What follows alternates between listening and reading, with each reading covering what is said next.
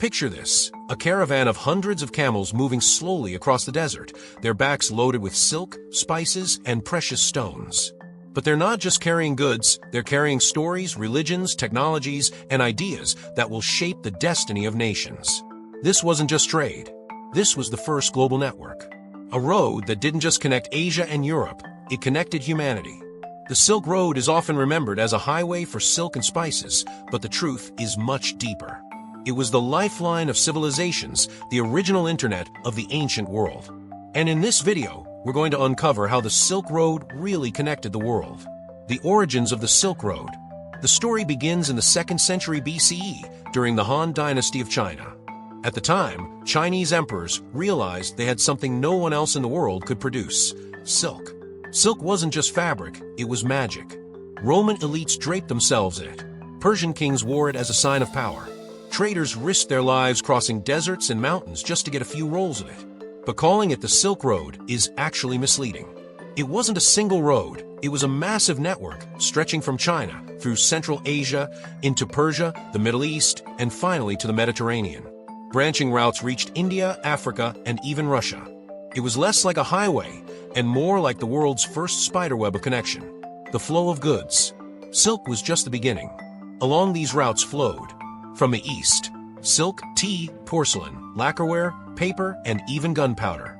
From the west, horses, wool, glass, ivory, gold, and precious stones like jade and amber.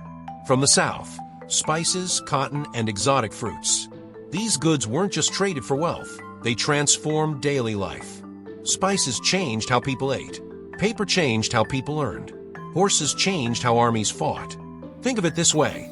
Every marketplace along the Silk Road was like a miniature version of globalization, centuries before airplanes or shipping containers. The exchange of ideas. But here's the real magic. What traveled along the Silk Road wasn't just physical, it was intellectual. Mathematics, the concept of zero from India, algebra from the Islamic world, and geometry from Greece all met and influenced each other.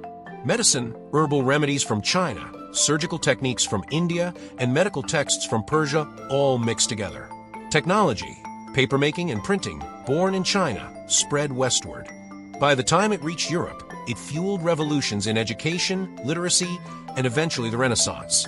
Without the Silk Road, the world's greatest ideas would have remained locked in their birthplaces. Instead, they became shared human treasures. The spread of religions.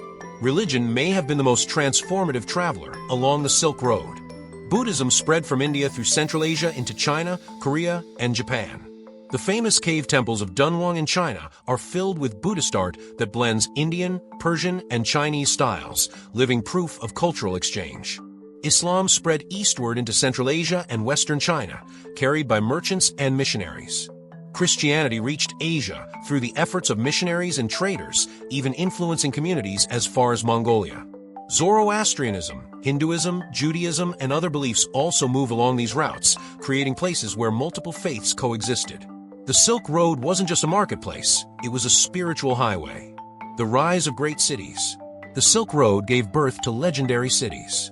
Samarkand, Uzbekistan, known as the Jewel of the Silk Road, it became a hub of science, art, and architecture. Kashgar, China, a key crossroads where merchants from all directions met. Baghdad, Iraq, home to the House of Wisdom, where scholars translated works from Greek, Persian, Indian, and Chinese sources. Constantinople, Turkey, the gateway to Europe, filled with goods from across Asia. These cities became cultural melting pots, where traders spoke dozens of languages, markets overflowed with goods from across the world, and ideas were exchanged as casually as coins. The role of empires. Trade thrives under protection, and the Silk Road flourished under great empires. The Han Dynasty secured the eastern stretches. The Persian Empire controlled key middle sections. The Byzantine Empire welcomed trade from the west. And most famously, the Mongol Empire under Genghis Khan created the Pax Mongolica, a time of peace and safety across much of Eurasia. Under Mongol rule, merchants could travel from China to Europe with relative safety. The Mongols even created passport-like documents for traders, a system of postal relays, and military escorts to protect caravans. It was the closest the ancient world came to having free shipping. The dark side of connection. But connection always has risks. The Silk Road didn't just spread wealth and wisdom, it also spread conflict and disease. One of the deadliest examples, the Black Death. Historians believe it spread along Silk Road routes from Central Asia to Europe, wiping out nearly one-third of Europe's population in the 14th century. Trade also meant competition. Empires fought bitterly over control of trade routes, cities rose and fell, and bandits constantly threatened merchants. The Silk Road was a lifeline, but one that came at great risk. The Maritime Silk Road.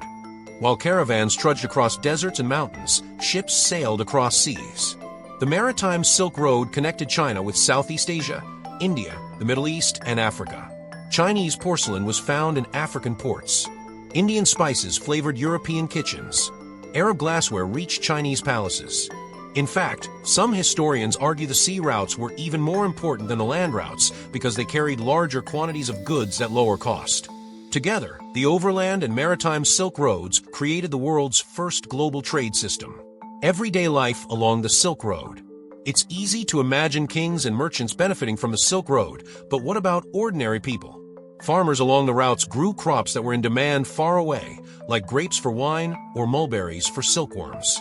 Artisans crafted pottery, textiles, and jewelry that found buyers in distant lands. Innkeepers and cooks made fortunes serving weary travelers at roadside caravanserais, essential inns where traders rested. Nomadic tribes in Central Asia became key players, guiding caravans safely across vast steppes and deserts. For many, the Silk Road wasn't just a distant highway, it was their livelihood. The global legacy of the Silk Road. So, how did the Silk Road really connect the world? Cultural blending. Languages borrowed words from each other, cuisines mixed ingredients, and art styles fused across continents. The rise of the Ottoman Empire cut off many land routes, and the discovery of sea routes around Africa shifted trade to oceans.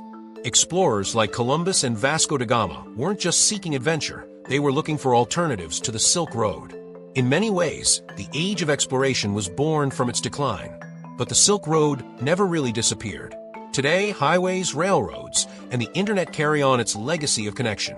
Even modern projects like China's Belt and Road Initiative explicitly borrow the name and spirit of the Silk Road.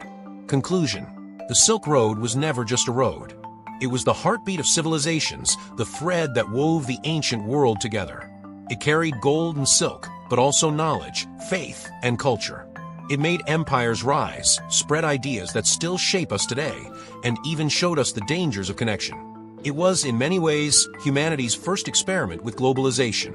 And if you enjoyed this journey through history, don't forget to like this video and subscribe for more deep dives into the stories that shaped our world. Because the Silk Road teaches us one powerful lesson: the world is stronger when it's connected.